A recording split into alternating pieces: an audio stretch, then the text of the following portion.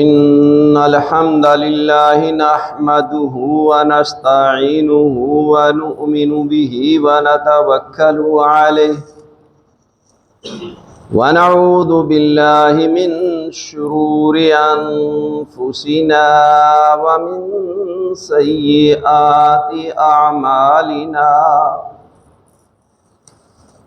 من يهده الله فلا مضل له ومن يضلل فلا هادي له وأشهد أن لا إله إلا الله وأشهد أن محمدا عبده ورسوله يا أيها الذين آمنوا اتقوا الله حق تقاته ولا تموتن إلا وأنتم مسلمون يا أيها الناس اتقوا ربكم الذي خلقكم من نفس واحدة وخلق منها زوجها وبث منهما رجالا كثيرا ونساء واتقوا الله الذي تساءلون به والأرحام إن الله كان عليكم رقيبا يا أيها الذين آمنوا اتقوا الله وقولوا قولا سديدا يصلح لكم أعمالكم ويغفر لكم ذنوبكم ومن يطع الله ورسوله فقد فاز فوزا عظيما أما بعد فإن أصدق الحديث كتاب الله وأحسن الهدي هدي محمد صلى الله عليه وسلم وشر الأمور محدثاتها وكل محدثة بدعة وكل بدعة ضلالة وكل ضلالة في النار فأعوذ بالله السميع العليم من الشيطان الرجيم وعاشروهن بالمعروف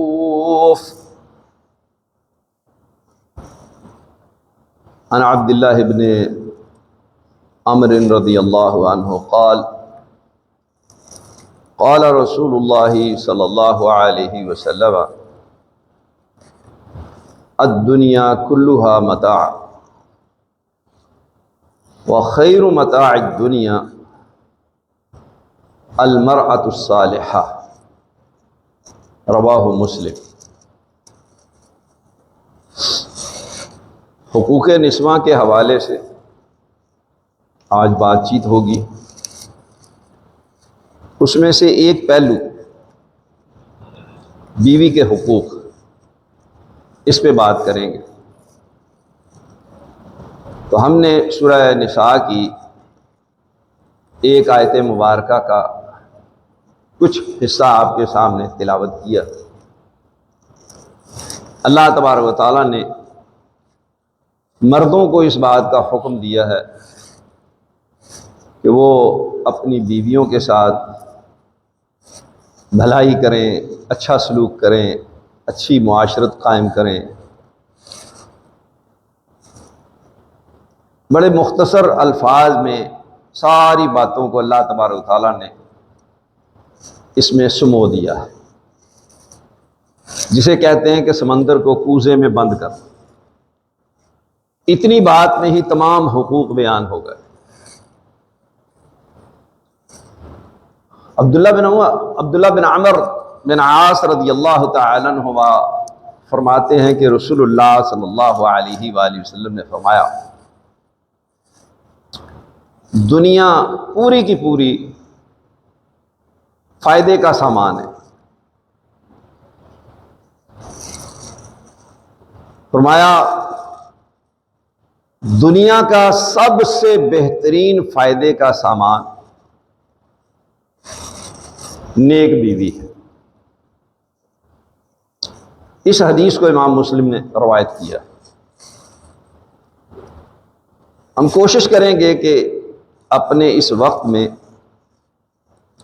خواتین کے جو حقوق ہیں بالخصوص بیویوں کے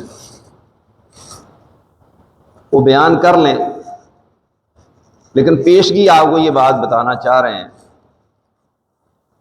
جو ہم بیان کرنا چاہتے ہیں یہ انتہائی مختصر ہے۔ جب میں نے اس سلسلہ میں مطالعہ شروع کیا تو 2 درجن سے زیادہ بیوی کے حقوق کتاب و سنت میں مجھے نظر آئے، تو میں نے کوشش کر کے 16 کے قریب جمع کیے، اور میری کوشش ہے کہ اس مختصر وقت میں انتہائی اختصار کے ساتھ ان کو بیان کر۔ تفصیل میں جائیں گے تو ہو سکتا ہے کہ اس کے لیے ہی 5-6 خطبے درکار ہوں۔ تو سب سے پہلا حق بیوی کا کہ اس کا مہر اسے ادا کیا جائے۔ مہر کے معاملہ میں آپ کو یہ بات اچھی طرح سے معلوم ہے، جو ہماری معاشرتی برائی ہے، لڑکی والے چاہتے ہیں کہ ہم اتنا حق مہر لکھوا لیں کہ لڑکے والے کل خوف زدہ رہیں اور ڈر کر کے کہیں ہماری بیٹی کو طلاق نہ دے دیں۔ بدنیتی پہلے دن ہی، اور لڑکے والوں کی بدنیتی، وہ کہتے ہیں جی لکھوا لو جتنا لکھوانا۔ مطلب کیا کہ ہم نے کون سا ادا کرنا؟ تو یہ بدنیتی نہیں ہونی چاہیے، اخلاص کے ساتھ، خلوص نیت کے ساتھ یہ معاملات طے پانے چاہیے، اور اپنی حیثیت اور استطاعت کے مطابق مہر مقرر کرنا چاہیے۔ یہ بھی ایک لمبی داستان ہے جو مولویوں نے ٹوپی ڈرامہ کیے رکھا، 32 روپے مہر کا، اور پھر وہ مولوی گھر لے کے جاتا تھا۔ تو یہ وقت نہیں ہے کہ ان چیزوں کو ڈسکس کیا جائے۔ بہر صورت اللہ تبارک و تعالی نے سورہ نساء میں مردوں کو اس بات کا حکم دیا ہے وَآتُوا النِّسَاءَ صَدُقَاتِهِنَّ نِحْلَةً، کہ عورتوں کو ان کے مہر خوش دلی سے ادا کرو، یعنی تنگی محسوس نہ کرو۔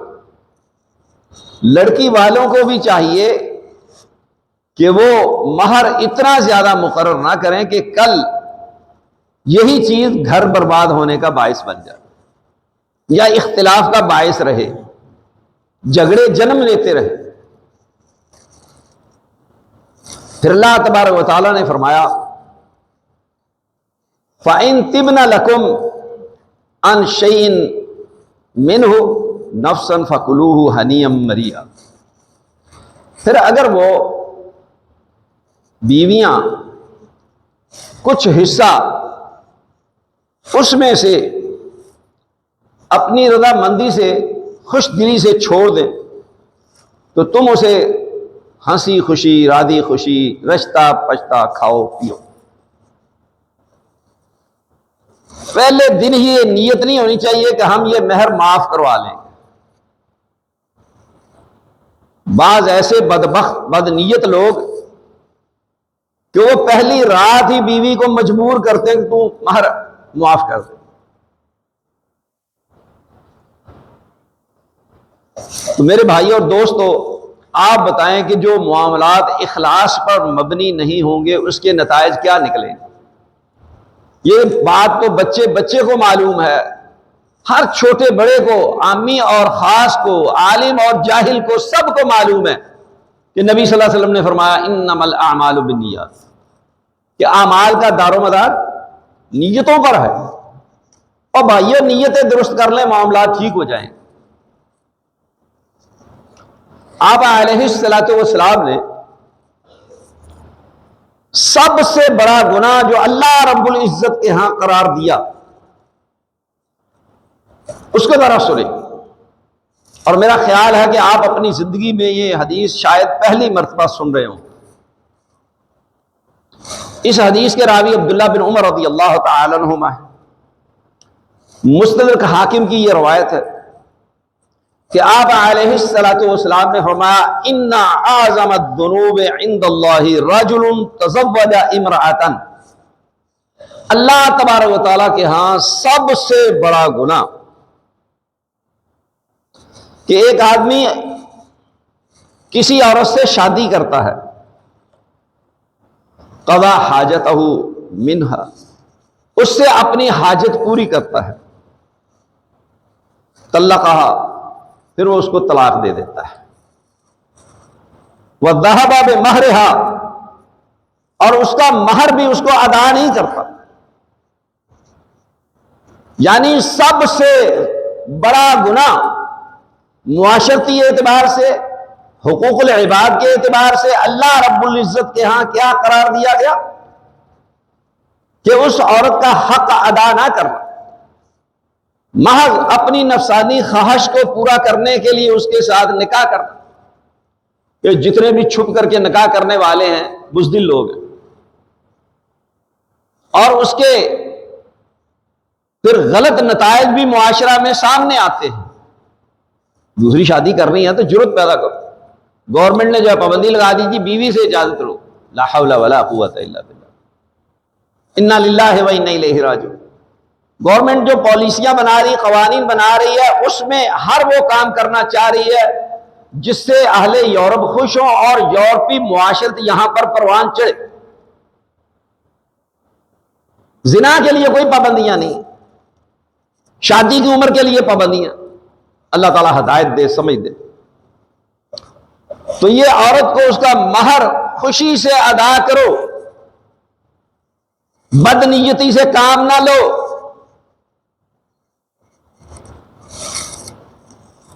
دوسرا حق بیان کیا،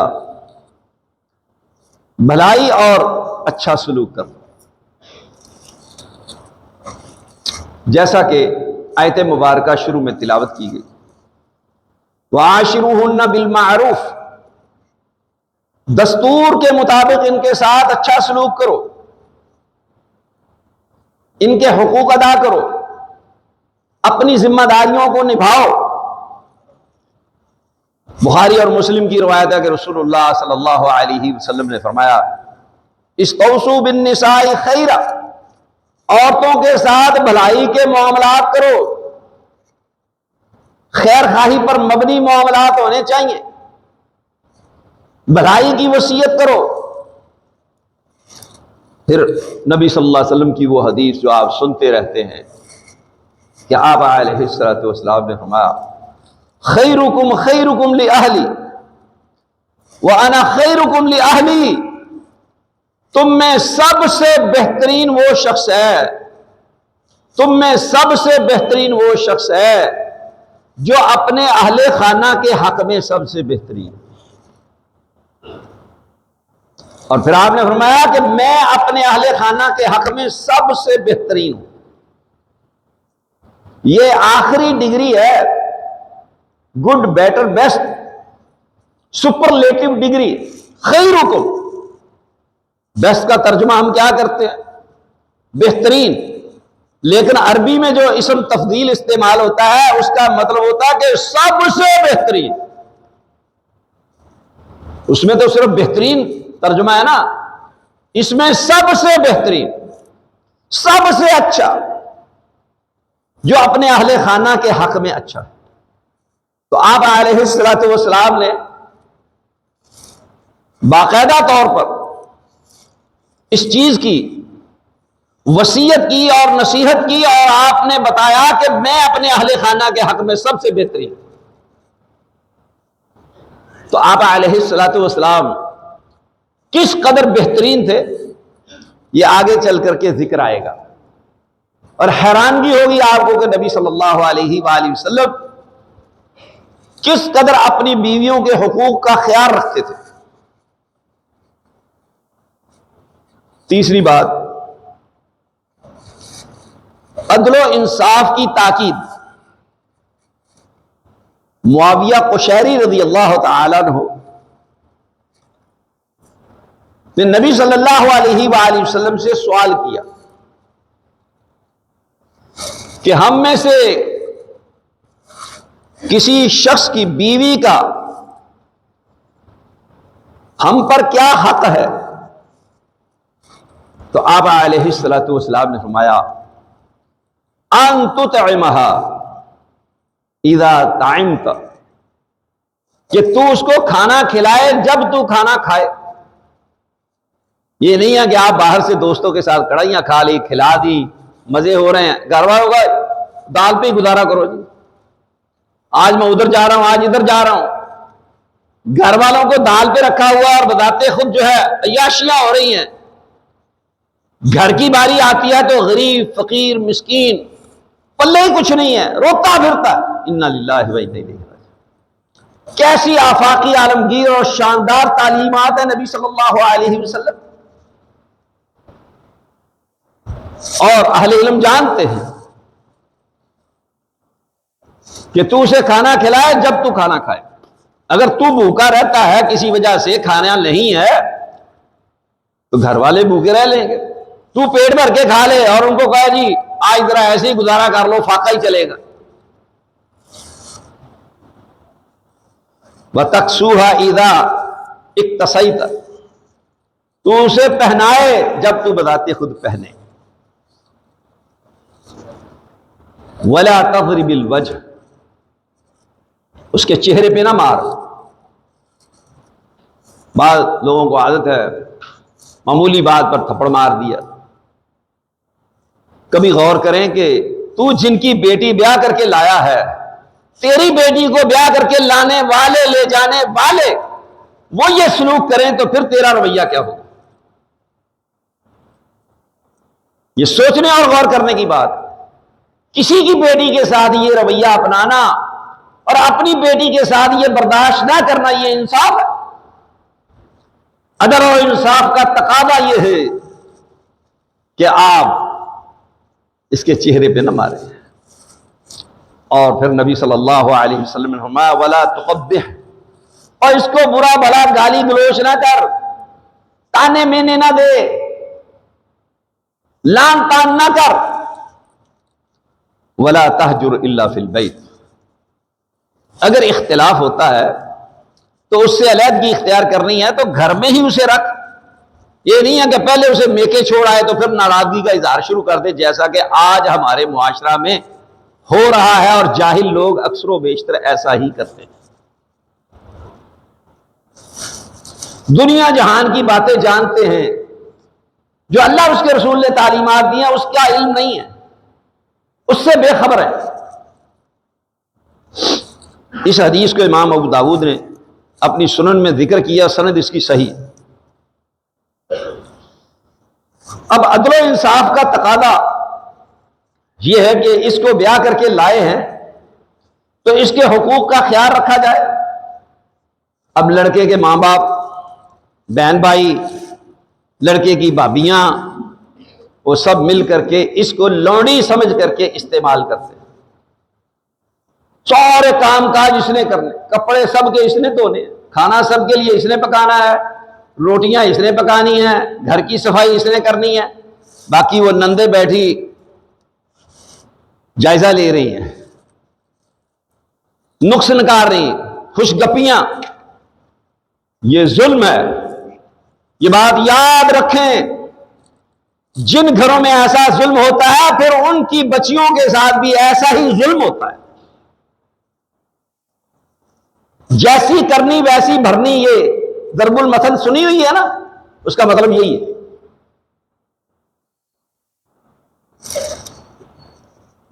سب مل کر کے گھر کے کام کاج نمٹائیں، اس اکیلی پر بوجھ نہ ڈالیں۔ اگر خامد کسی وجہ سے ماں باپ سے درخواست کر دے جی اکیلی تھک جاتی ہے، یہ زن مرید ہے، یہ رن مرید ہے، وہ بیچارہ گھبرا کر کے خاموش ہو جاتا ہے، اس کے اوپر بوجھ پڑتا ہے، ظلم اور زیادتی کا معاملہ جاری اور ساری رہتا ہے، اس کے نتائج پھر کیا ہوتے ہیں؟ آخر بغاوت ہوتی ہے، پھر وہ لڑ جھگڑ کر کے بیوی کو لے کے گھر سے نکل جاتا ہے، علیحدگی اختیار کر لیتا ہے، پھر کہتے ہیں ہماری ناک کٹ گئی، تم نے بذات خود اپنی ناک پہلے دن کاٹ لی تھی۔ اور یہ بات یاد رکھیں، آنے والی دلہن کا یہ بنیادی حق ہے، اس پہ ہم خطبے دے چکے ہیں، بہت پرانی بات ہو گئی ہے، کہ جو عورت بیاہ کر کے لائی جائے اس کا یہ گھر میں بنیادی حق ہے کہ اس کو چھوٹی سی الگ تھلگ رہائش دی جائے، ایک کمرے پہ مشتمل ہو، کچن الگ ہو، باتھ روم الگ ہو، اور اس کے معاملات بالکل الگ تھلگ ہوں، یہ بنیادی اس کا حق ہے۔ یہ جس طریقے سے ہم رہتے ہیں جوائنٹ فیملی سسٹم، یہ ہندوانہ معاشرت ہے، اسلامی معاشرت نہیں ہے۔ نبی صلی اللہ علیہ وسلم کی 11 ازواج مطہرات تھی، تو آپ علیہ السلام جب مدینہ میں آئے تو 9 تھی آپ کے نکاح میں، تو آپ صلی اللہ علیہ وسلم نے 9 کو الگ الگ حجرات بنا کے دیے تھے یا نہیں؟ چھوٹے چھوٹے کمرے تھے، یہ اس کا بنیادی حق ہے۔ تو لہذا اسے گالی گلوچ نہ کرے، والدین کے سامنے، بہن بھائیوں کے سامنے، بھابھیوں کے سامنے، دیوروں اور جیٹھ کے سامنے، درانیوں اور جٹھانیوں کے سامنے اسے ذلیل نہ کرے۔ یہ ظلم اور زیادتی نہیں ہونی چاہیے، شریعت نے قطعاً اس کی اجازت نہیں دی۔ نبی صلی اللہ علیہ وآلہ وسلم نے صرف ایک لفظ بولا ہے، وَلَا تُقَبِّحْ، اس میں ساری باتیں آ جاتی ہیں۔ چوتھا حق یہ ہے کہ ظلم و زیادتی کا معاملہ نہ کرے۔ ظلم کی مختلف صورتیں اور شکلیں ہیں۔ پہلی صورت کے نان نفقہ، ضروریات زندگی میں کوتاہی کرنا، اس کی ضروریات کو پورا نہ کرنا۔ بعض لوگوں کو عادت ہے کہ خرچے ہی نہیں دیتے، پنجابی میں کہتے ہیں نا، ترسا ترسا کے مارتے ہیں۔ یہ انسانیت نہیں ہے، یہ مردانگی نہیں ہے، یہ اسلام نہیں ہے۔ اسلام کی بنیادی تعلیمات یہ ہیں کہ اس کے حقوق، جو اس کا نان نفقہ ہے، اس کی جائز ضروریات ہیں، ان کو پورا کیا جائے، اور ناروا پابندیاں نہیں ہونی چاہیے اس پہ، کہ تم میکے نہیں جا سکتی، تو بھائی کو ملنے نہیں جا سکتی، تو بہن کو ملنے نہیں جا سکتی۔ یہ جو ہمارے ہاں عمومی طور پر بعض لوگوں کی یہ نیچر ہے کہ اس کو میکے ہی نہیں جانے دینا، اس راستے میں رکاوٹ بننا، یہ چیز نہایت غلط ہے۔ حسن سلوک میں یہ چیز داخل ہے، یہ تمہارے رشتہ دار بن چکے ہیں، ان سے رشتہ داریاں قائم ہو چکی ہیں، ان کے ساتھ میل جول ہونا چاہیے، قطع رحمی نہیں ہونی چاہیے۔ یہ والی پابندیاں شریعت کے خلاف ہیں، قطع رحمی میں داخل ہے، اور قطع رحمی کے متعلق تو آپ کو پتا ہے کہ کتنا بڑا گناہ ہے۔ تیسری بات کہ لڑکیوں کی پیدائش پر ٹارچر کرنا، کوسنا، تان و تشنیع کرنا، آر دلانا، طلاق کی دھمکیاں دینا، یہ ظلم ہے، یہ زیادتی ہے۔ آپ بتائیں کہ کسی عورت کے اختیار میں ہو کہ وہ بیٹا چاہتی ہے یا بیٹی چاہتی ہے، تو وہ کیا اختیار کرے گی؟ وہ بیٹے ہی اختیار کرے گی۔ یہ اس کے اختیار میں ہے بیٹیوں کا معاملہ۔ سارے گھر والے جو ہیں باقاعدہ نوحہ کرتے ہیں، مرثیے پڑھتے ہیں، روتے ہیں، یہ منحوس آ گئی، اس کے یہاں بیٹیاں ہی پیدا ہوتی ہیں، تمہیں اللہ نے بیٹا دیا تو تسی ہو تو کس جمع کرائی اسے؟ تمہارے ہاں بیٹا ہوا تو تم نے اللہ تبارک و تعالیٰ سے عہد و پیمان لیا تھا۔ کیسی عجیب بات ہے، جہالت کی پیداوار۔ وقت کی قلت ہے، ورنہ بہت ساری باتیں اس ضمن میں بیان ہو سکتی، صرف ایک بات بیان کرتا ہوں مختصر۔ المجتمع رسالہ شائع ہوتا تھا دبئی سے، اس میں ایک واقعہ ذکر کیا گیا کہ ایک شخص، اس کی 6 بیٹیاں تھیں، عورت حاملہ ہو گئی، شوہر کہتا ہے اگر تو نے 7ویں بچی جنی تو میں تجھے طلاق دے دوں گا، رات دن اسے ٹارچر کر رہا۔ وہ بیچاری بڑی پریشان ہے، روتی ہے رات کہ 6 بچیوں کو لے کے کہاں جاؤں گی، چھوڑ کے جاؤں تب بھی مرتی ہوں، لے کے جاؤں تو تب بھی مرتی ہوں، کیا کروں؟ ایک دن وہ خواب دیکھتا ہے، میدان محشر قائم ہے، اللہ کے حضور اس کو پیش کیا جاتا ہے، حکم ہوتا ہے کہ اس کو جہنم میں ڈال دو۔ وہ فرشتے لے کے جاتے ہیں، جب پہلے دروازے پہ لے کے جاتے ہیں تو پہلی بیٹی کھڑی ہے، کہتی ہے ہاں ابوئی میرا باپ ہے، یہ جہنم میں نہیں جا سکتا۔ فرشتے کہتے ہیں دوسرے پہ لے جاؤ، دوسری کھڑی کہتی میرا باپ ہے، نہیں جا سکتا۔ تیسرا، چوتھا، پانچواں، چھٹا، جب 7ویں دروازے پہ جاتی تو وہاں کوئی بیٹی نہیں ہے۔ فرشتے کہتے ہیں یہاں پھینک دے اس کو جہنم میں پھینکتے ہیں، دھکا دیتے ہیں، وہ آگ میں گرتا ہے، اس کی چیخیں نکلتی ہیں تو اچانک آنکھ کھلتی ہے، پسینے میں شرابور ہے اور بے ساختہ پکارا ہے ابغی صابیہ ابغی صابیہ ابغی صابیہ، میں 7ویں بیٹی چاہتا ہوں، 7ویں بیٹی چاہتا ہوں، 7ویں بیٹی چاہتا ہوں۔ نبی صلی اللہ علیہ وآلہ وسلم نے فرمایا یہ بیٹیاں کننا سترم من النار، جہنم کی آگ سے رکاوٹ ہیں۔ یہ حدیث کے مطابق اس کو یہ چیز دکھا کر کے اللہ نے سبق دیا۔ اور بیٹیاں تو رحمت ہوتی ہیں، یہ ایک الگ بہت بحث ہے۔ بیٹوں والے کتنے پریشان ہوتے، کتنا ذلیل و رسوا کرتے ہیں، کیا کچھ ہوتا ہے آپ کو اچھی طرح معلوم ہے۔ اور اس کے اگینسٹ بچیاں کس قدر خیر خواہ ہوتی، تابع دار ہوتی، فرما بردار ہوتی ہیں، وفا شعار ہوتی ہیں، خدمت گزار ہوتی ہیں۔ تو اس لیے یہ چیز نہیں ہونی چاہیے۔ 5واں حق وقت دینا۔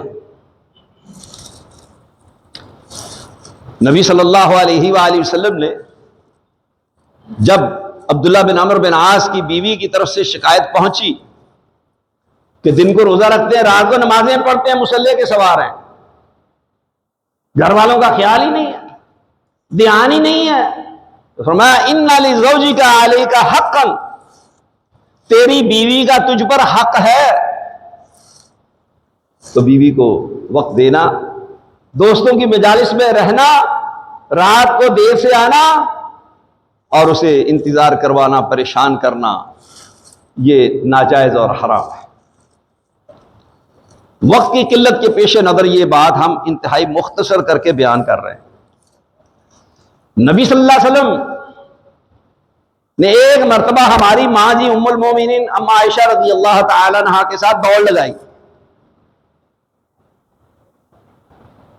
تو اما عائشہ رضی اللہ تعالی عنہا ان دنوں بالکل دبلی پتلی تھی، دوڑ میں وہ آگے نکل گئی، نبی صلی اللہ علیہ وسلم پیچھے رہ گئے۔ کچھ عرصہ گزرنے کے بعد پھر ایک موقع پر نبی صلی اللہ علیہ وسلم نے ان کے ساتھ دوڑ لگائی۔ وہ کہتی ہیں کہ اس وقت میرا جسم بھاری ہو چکا تھا تو میں پیچھے رہ گئی، رسول اللہ صلی اللہ علیہ وسلم آگے نکل گئے۔ تو آپ علیہ الصلوۃ والسلام نے اس موقع پر یہ بات کہی ہذہ بتلک السبقہ، وہ جو دوڑ لگائی تھی نا، تو جیت گئی تھی، آگے نکل گئی تھی، یہ اب اس کا بدلہ ہے کہ میں جیت گیا۔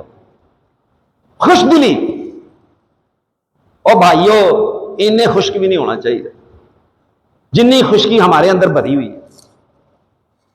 یہ خشکی نکالیں، ناجائز پابندیاں ان سے بچیں۔ اللہ تبارک و تعالیٰ مجھے اور آپ کو ہدایت دے۔ چھٹا حق جہنم سے بچانا۔ ارشاد باری تعالیٰ ہے یا ایھا الذین آمنوا قوا انفسکم واہلیکم نارا، اے ایمان والو اپنے آپ کو اور اپنے اہل خانہ کو جہنم کی آگ سے بچاؤ، اور خود بچنے کی کوشش کرو اور ان کو بھی آگ سے بچاؤ، یہ ذمہ داری ہے۔ اور نبی اکرم صلی اللہ علیہ وآلہ وسلم کی حدیث بخاری اور مسلم میں کہ آپ علیہ الصلوۃ والسلام نے فرمایا کلکم راع وکلکم مسئول عن رعیتہ، تم میں سے ہر آدمی ذمہ دار نگہبان ہے، اور ہر آدمی سے اس کی رعیت، اس کے ماتحتوں کے بارے میں سوال کیا جائے گا، پوچھا جائے گا۔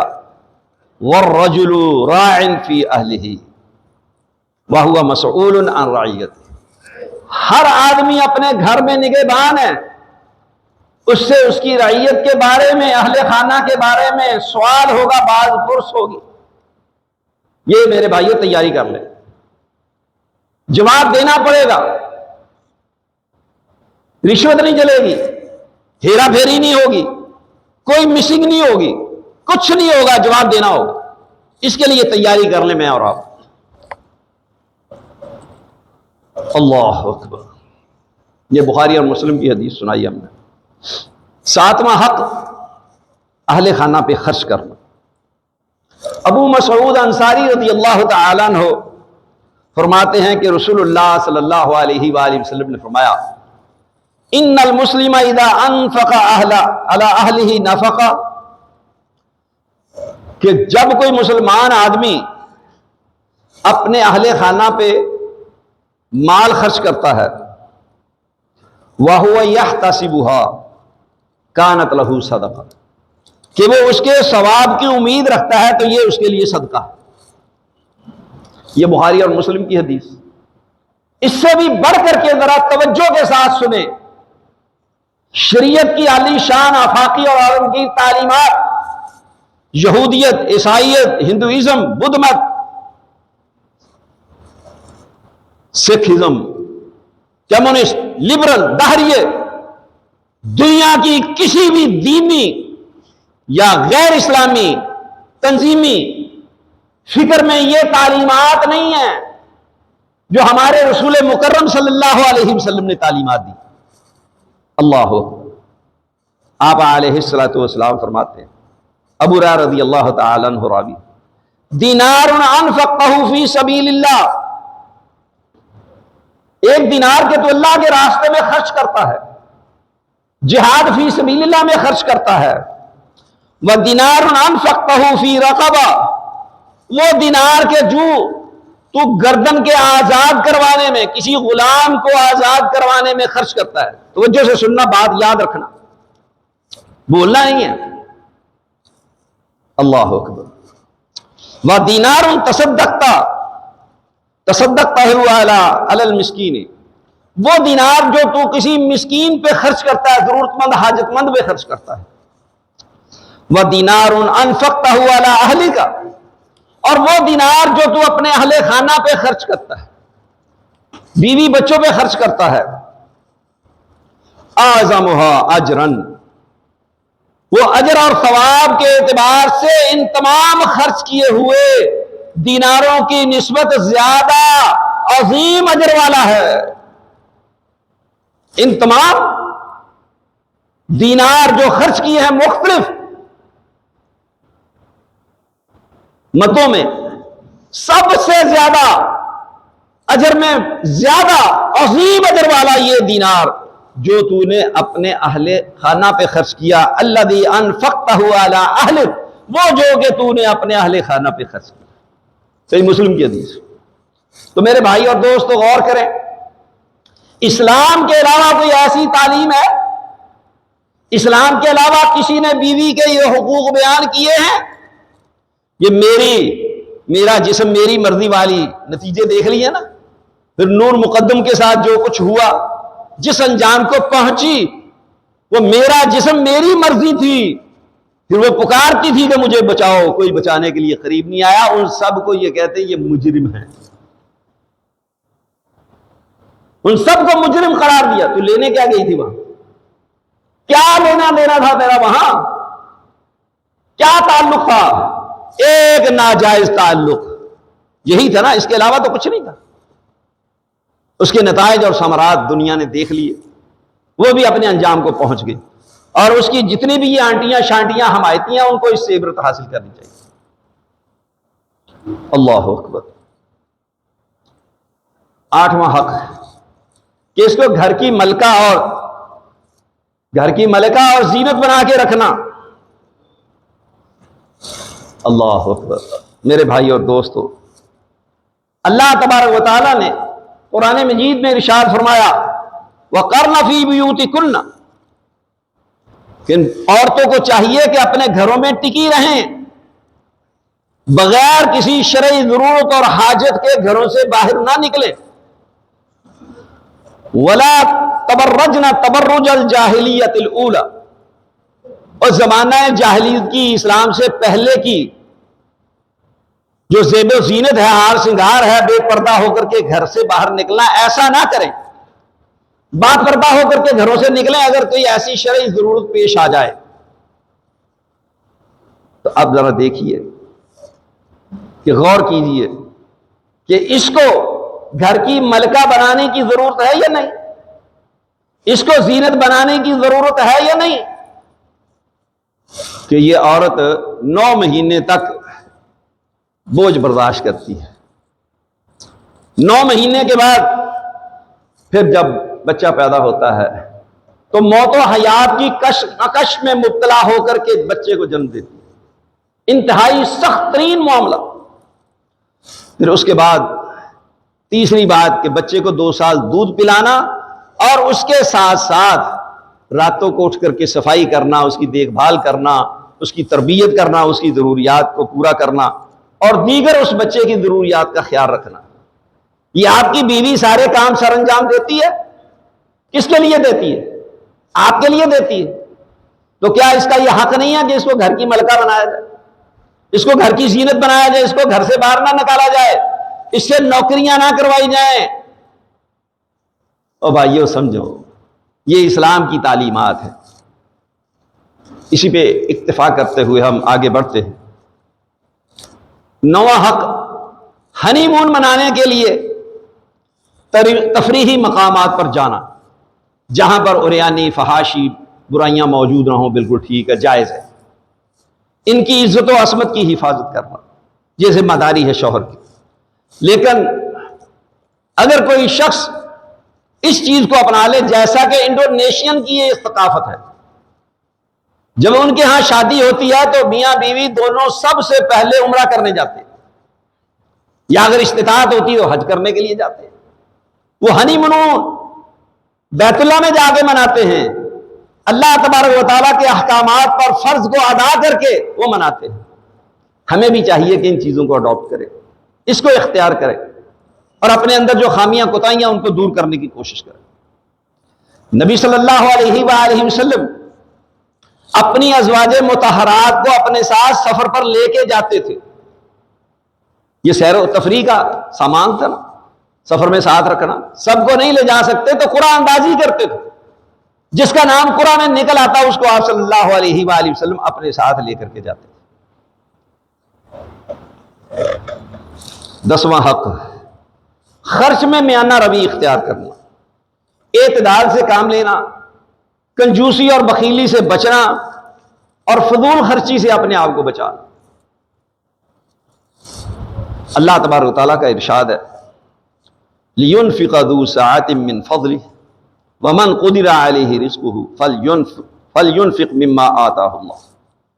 جس کو فراخی دی اللہ تبارک و تعالیٰ نے، اسے چاہیے کہ اس میں سے، اس فضل میں سے وہ خرچ کرے، اور جس پہ تنگی ہے تو وہ اس کے مطابق اس پہ خرچ کرے جو اللہ تبارک و تعالیٰ نے اس کو عطا کیا ہے۔ ارشاد باری تعالیٰ ہے سورہ اعراف میں فرمایا، وَكُلُوا وَاشْرَبُوا وَلَا تُسْرِفُوا إِنَّهُ لَا يُحِبُّ الْمُسْرِفِينَ۔ کھاؤ پیو، فضول خرچی نہ کرو، بے شک اللہ تبارک و تعالیٰ فضول خرچی کرنے والوں کو پسند نہیں کرتا۔ اور دوسرے مقام پر فرمایا، وَلَا تُبَذِّرْ تَبْذِيرًا، فضول خرچی نہ کریں، فضول خرچی کرنا۔ إِنَّ الْمُبَذِّرِينَ كَانُوا إِخْوَانَ الشَّيَاطِينِ، یقیناً فضول خرچی کرنے والے شیطان کے بھائی ہیں۔ تبذیر کا مطلب ہوتا ہے ناجائز امور میں خرچ کرنا، خواہ زیادہ ہو یا کم، یہ تبذیر ہے۔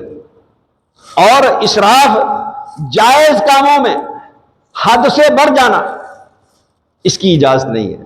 لہذا اہل خانہ پہ خرچ کریں، بخیلی سے کام نہ کریں، یا تو گلے کو ہاتھ نہ ڈال لیں کہ کچھ دیں ہی نہ، یا سب کچھ لٹاتے رہیں۔ یہ دونوں صورتوں میں ہی آپ کے لیے نقصان ہوگا۔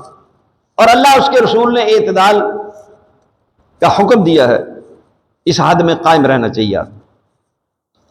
11واں حق کہ اختلاف رائے اور مشورہ کا حق دینا بیوی کو، اور اختلاف ہو جائے تو انا اور وقار کا مسئلہ نہیں بنانا چاہیے۔ نبی صلی اللہ علیہ وسلم کی ازواج مطہرات آپ سے اختلاف کرتی تھی۔ صحیح بخاری کی روایت ہے، عمر رضی اللہ تعالیٰ عنہ کی بیوی نے کسی معاملہ میں مشورہ دیا تو عمر رضی اللہ تعالیٰ نے کہا تجھے جرأت کیسے ہوئی ہے میرے معاملے میں مداخلت کرنے کی؟ جلالی طبیعت کے مالک تیرا۔ اس نے کہا کہ جی آپ کی بیٹی تو نبی صلی اللہ علیہ وسلم کے ساتھ جو ہے وہ آگے سے جواب بھی دیتی ہے، اختلاف بھی کرتی ہے، اور کبھی کبھی پورا پورا دن رسول اللہ سے ناراض رہتی ہے۔ غصے میں آئے کہ یہ کیا بات ہے، گئے جا کر کے اپنی بیٹی ام حبیبہ حفصہ ام المومنین حفصہ رضی اللہ تعالی عنہا سے پوچھا کہ تم نبی صلی اللہ علیہ وسلم کے ساتھ ایسا معاملہ کرتی ہو؟ کہا جی ہاں ہم کرتی ہیں، ہوتا ہے ایسا معاملہ، کبھی کبھی ہم سارا دن جو ہے نبی صلی اللہ علیہ وسلم سے ناراض رہتی ہے، اختلاف ہو جاتا ہے ہمارا۔ تو کہا کہ بیٹی تو نبی صلی اللہ علیہ وسلم کے ساتھ ایسا نہ کیا کر، یہ تعلیم بھی اس کو سمجھایا بجایا۔ لیکن مطلب یہ ہے کہ رسول اللہ صلی اللہ علیہ وسلم کے ساتھ ایسے معاملات ہوتے تھے، آپ ان ساری چیزوں کو برداشت کرتے تھے، یہ ایک الگ مستقل خطبہ کا متقاضی ہے موضوع کہ نبی صلی اللہ علیہ وسلم اپنی ازواج مطہرات کے درمیان اختلاف کو کیسے ڈیل کرتے تھے، کیسے کنٹرول کرتے تھے، کیسے ان کے معاملات کو جو ہے بہترین طریقے سے سلجھاتے تھے اور ان معاملات کو اچھے انداز سے سر انجام دیتے۔ تو لہذا بیوی اگر اختلاف کرے تو اسے اختلاف کرنے کا حق حاصل ہے، سمجھایا بجایا جائے محبت سے، پیار سے، بس مرد ہونے کے ناطے سے ہر معاملے میں ڈنڈا لے کے کھڑا نہیں ہونا چاہیے۔ اللہ تعالی ہمیں ہدایت دے، سمجھ دے۔ 12واں حق خانگی امور میں تعاون، یہ بڑا اہم معاملہ ہے۔ اسود رحمہ اللہ کہتے ہیں کہ میں نے ام المومنین ام عائشہ رضی اللہ تعالی عنہا سے سوال کی،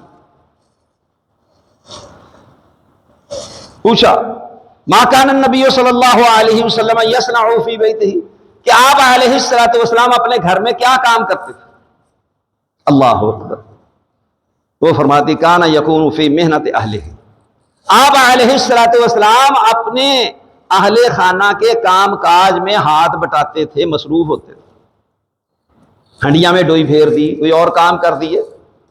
دوسری روایت میں ہے، جیسا کہ حافظ ابن حجر اسقلانی نے فتح الباری میں اس حدیث کی شرح میں لکھا ہے، وہ کہتے ہیں کہ آپ علیہ الصلوۃ والسلام اپنے کپڑے خود سی لیتے تھے، اپنا جوتا خود مرمت کر لیتے تھے، آپ علیہ الصلوۃ والسلام اپنی بکری کا دودھ خود دو لیتے تھے، دیگر ایسے سارے کام نبی صلی اللہ علیہ وآلہ وسلم سر انجام دیتے تھے۔ ہمارے ہاں کیا ہوتا ہے، اگر کوئی ایسا کر لے تو کیا ہوگا، گھر والے جینے نہیں دیں گے، برداشت نہیں ہوگا، نہ ماں باپ، نہ بہن بھائی، نہ درانیاں، نہ جٹھانیاں، نہ نندیں، کوئی بھی۔ اے رن مرید دیکھو جی، یہ زن مرید دیکھو، انا للہ و انا الیہ راجعون، یہ نبی صلی اللہ علیہ وسلم کی تعلیمات ہیں۔ آپ علیہ الصلوۃ والسلام کا اسوہ حسنہ ہے جو آپ نے پیش کیا اور دنیا کو سبق دیا کہ تم نے بھی ایسا کرنا۔ اللہ نے فرمایا لقد کان لکم فی رسول اللہ اسوۃ حسنہ، اللہ کے رسول صلی اللہ علیہ وسلم تمہارے لیے بہترین نمونہ۔ دنیا والوں کو نمونہ نہ بناؤ، کس کو نمونہ بناؤ؟ اللہ کے رسول صلی اللہ علیہ وسلم کو نمونہ بناؤ۔ 13واں حق یہ ہے کہ اس کی ہمت طاقت سے زیادہ اس پہ بوجھ نہ ڈالا جائے۔ نبی صلی اللہ علیہ وسلم کا فرمان بخاری اور مسلم میں کہ ابو ذر غفاری رضی اللہ تعالی عنہ کو آپ علیہ الصلوۃ والسلام نے یہ بات کہی، نصیحت کی، ولا تکلفوہم ما یغلبہم، جو ان کی ہمت اور طاقت سے زیادہ ہے اس کی ان کو تکلیف نہ دو۔ فَإِن کلفتموہم فَعِینوہم، اگر تم ان کو ان کی ہمت اور طاقت سے زیادہ بوجھ ڈالو تو پھر ان کے ساتھ ہاتھ بٹاؤ۔ تو یہ غلاموں کے ساتھ تعلیم دی ہے، بیویاں زیادہ اس کی مستحق ہیں کہ ان کے ساتھ یہ معاملہ کیا جائے، ہاتھ بٹایا جائے، جو کام وہ نہیں کر سکتی، بوجھ نہیں اٹھا سکتی، آپ وہ کام کریں، ان کے ساتھ ہاتھ بٹائیں۔ اور دوسرے تمام اہل خانہ کو اس اکیلی پہ بوجھ نہیں بننا چاہیے، نہ بوجھ ڈالنا چاہیے، مل جل کر کے یہ سارے کام سر انجام دینے چاہیے، یہ سب کی ذمہ داری ہے۔ اور خامد جو ہے یہ تمام تر ذمہ داری اس پہ عائد ہوتی ہے کہ وہ ان ساری باتوں کا خیال رکھے، ماں باپ کو ان کی جگہ پہ رکھے، بیوی کو اس کی جگہ پہ رکھے، نہ ماں باپ کی توہین کرے، نہ ان کے ساتھ بدسلوکی کرے، نہ ان کے ساتھ بدتمیزی کرے، اور نہ ہی بیوی کے ساتھ ظلم اور زیادتی کرے، اور نہ ہونے۔ یہ مرد کے سمجھدار ہونے کا امتحان ہے شادی کے بعد کہ یہ کتنا سمجھدار ہے۔ اور 14ویں بات کہ میاں بیوی کے درمیان راز کی باتوں دوستوں میں نہ کی جائیں، عورت سہیلیوں میں نہ کرے، یہ بڑی اہم ترین بات ہے۔ صحیح مسلم کی حدیث ہے کہ رسول اللہ صلی اللہ علیہ وسلم نے فرمایا ان من اشر الناس عند اللہ منزلۃ یوم القیامہ، کہ لوگوں میں اللہ تبارک و تعالیٰ کے ہاں سب سے بدترین شخص قیامت کے دن وہ ہوگا کہ الرجل یفضی الی امرأتہ وتفضی الیہ، مرد اور عورت آپس میں ازدواجی تعلق قائم کریں، ثم ینشر سرہا، پھر مرد جو ہے وہ پوشیدہ باتوں کو، میاں بیوی کے معاملات کو، خفیہ باتوں کو جا کر کے دوستوں میں بیان کرے۔ اس کو بدترین خیانت قرار دیا گیا ہے۔ کیا قرار دیا؟ بدترین خیانت اس کو قرار دیا گیا ہے کہ اعظم الخیانت عند اللہ، اللہ کے ہاں یہ سب سے بڑی خیانت ہے۔ تو ان چیزوں سے اپنے آپ کو بچایا جائے۔ اور سہاگرات کی باتیں دوستوں کی مجلس جمتی ہے، اس میں لڑکے بیان کرتے ہیں، لڑکیاں اپنی سہیلیوں میں بیان کرتی ہیں، انا للہ ہے۔ یہ اسلام کی تعلیمات نہ ہونے کی وجہ سے جہالت کی پیداوار ہے، یہ ساری چیزیں ہندوانہ معاشرت کے اثرات ہیں۔ 15ویں بات کہ گھر کے اندر بھی عورت کی حفاظت کرے، پردے کا خیال رکھے۔ اور دیور، ہموں کا لفظ جو استعمال ہوا ہے اس پر دیور بھی آتے ہیں، اور مرد کے بہنوئی بھی شامل ہیں، اور اس کے بھانجے بھتیجے بھی شامل ہیں، اس میں اس کے اپنے کزن بھی شامل ہیں، عورت کے کزن بھی شامل ہیں، یہ سب شامل ہیں۔ ان سب سے اس کو بچا کے رکھے، محفوظ رکھے، یہ بھی مرد کی ذمہ داری ہے۔ مرد کے چچا ہوں، ماموں ہوں، یہ سب غیر محرم، یہ بات ذہن نشین رکھنی چاہیے۔ اور ان رشتوں میں جو کچھ خرابیاں پیدا ہوتی ہیں، اور آئے دن جو کچھ آپ پڑھتے ہیں سنتے ہیں، یہ ساری باتیں آپ کو اچھی طرح سے معلوم۔ اور آخری بات کہ عورت کی خدمات کا اعتراف کرنا،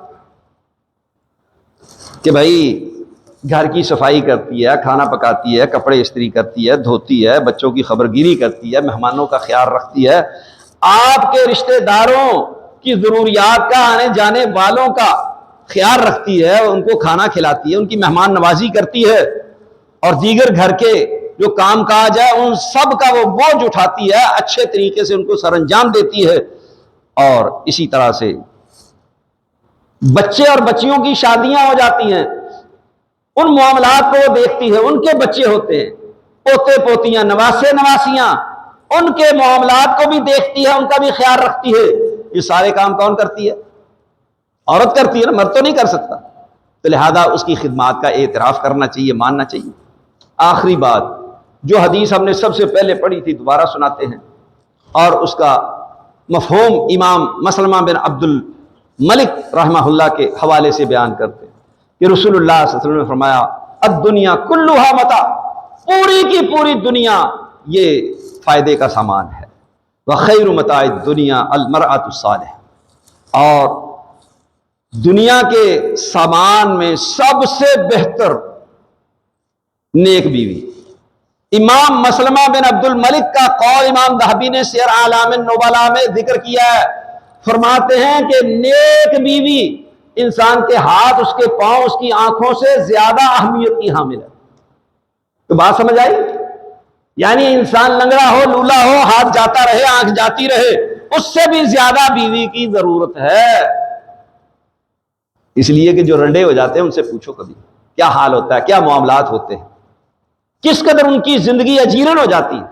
تو اسی بھی اکتفا کرتے ہوئے ہم یہ دعا گو ہیں کہ اللہ تبارک تعالی ہم سب کو اپنی بیویوں کے حقوق ادا کرنے کی توفیق عطا فرمائے، اور جہاں جہاں ہمارے اندر سستی اور کوتاہی ہے اسے دور کرنے کی توفیق دے۔ وآخر دعوانا الحمدللہ۔